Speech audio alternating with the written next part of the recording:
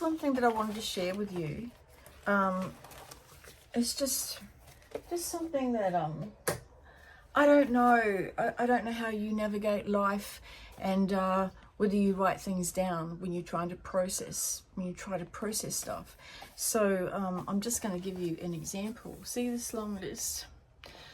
One night a few weeks back, I just had all these thoughts going through my brain, and if you can relate to negative or positive self-talk, you'll be able to relate to this. And I felt like it was important for me to actually get it all written down, and then at some stage I was going to pull it all together and maybe, I don't know, turn it into a story or a poem, which I haven't done.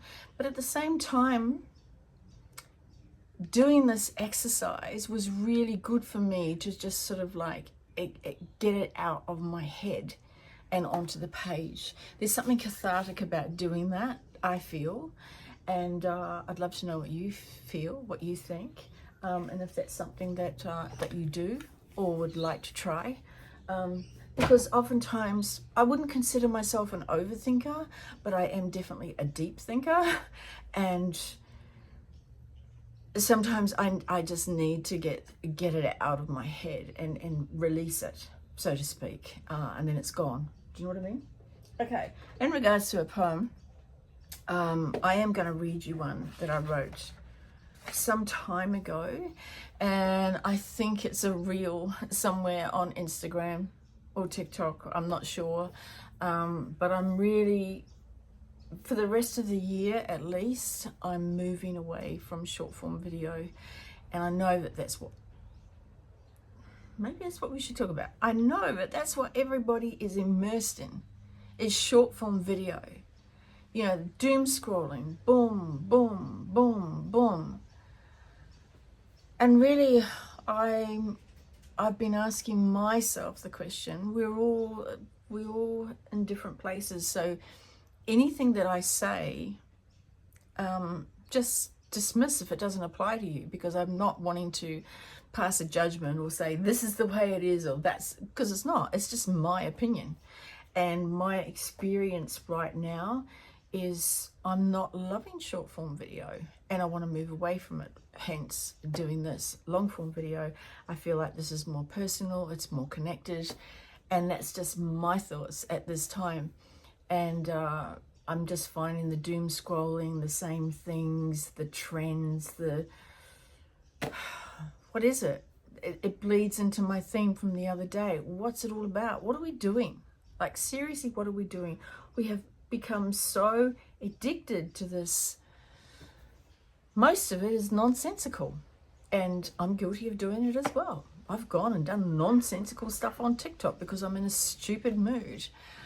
But, you know, to doom scroll and go through and watch stupid after stupid after stupid, you have to start questioning yourself, like, what are you doing?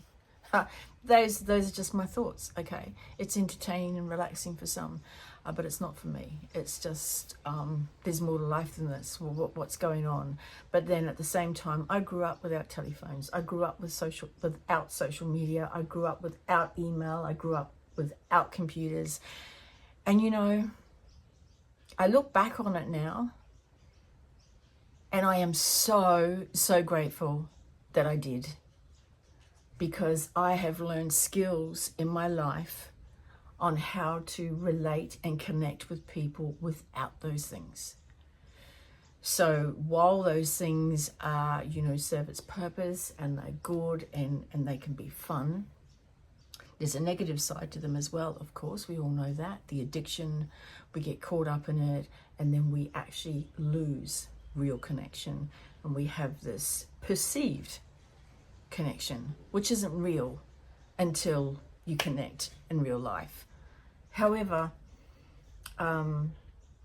getting back to, you know, the way I grew up, the way I traveled without a phone, I traveled without internet, I traveled without email, so I was cut off from friends and family for years at a time, unless I went to the phone box, remember those, and fill it up with coins you make a long distance phone call and you've run out in 5 minutes, so you've got a lot to say in a very short time because it was expensive. And you wrote letters. You wrote letters and you waited 10, 15, 20 days to get a letter back. But there was something special about that. And there was something special about when you are traveling, particularly when you're backpacking and you're going through,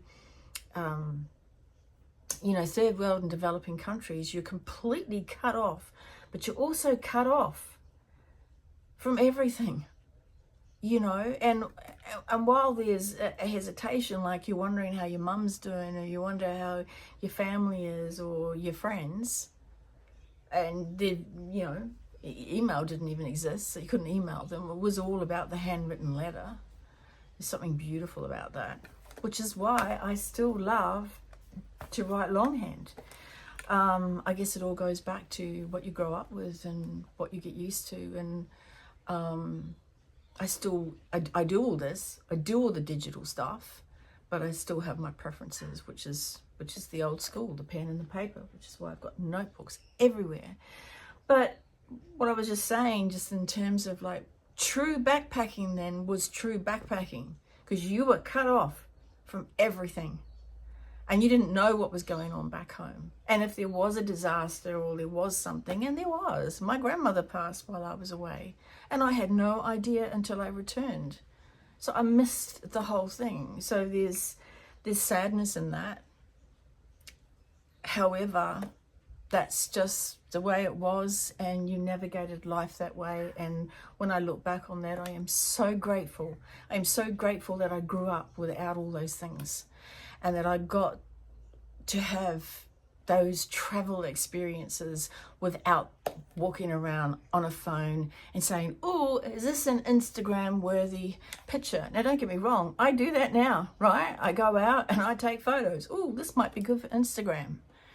But when I'm trekking through Nepal and the Annapurnas and everywhere else, I wasn't thinking about Instagram. I was shooting photos, a fuck ton of photos, back in those days, with film, which you couldn't develop straight away, so you had no clue how they turned out. Were they overexposed, underexposed, blurry? You had no fucking idea. Digital SLR did not exist. But I loved that. There was something exciting about returning home with like 100 or 200, 300, I don't know how many rolls of film. It was quite heavy in the end. Getting them all developed, spending an absolute fortune, not knowing what you're getting, and saw that you took 20 photos of the Taj Mahal and you came out with about 3 that were really good. But there's something special about that. That's special to me. But anyway, I'll just read this very quickly and we'll get out of here. This ended up being a longer video than I had planned because I went off on a little travel tangent. But I'd also love to know your thoughts. What are your thoughts? Have you been backpacking?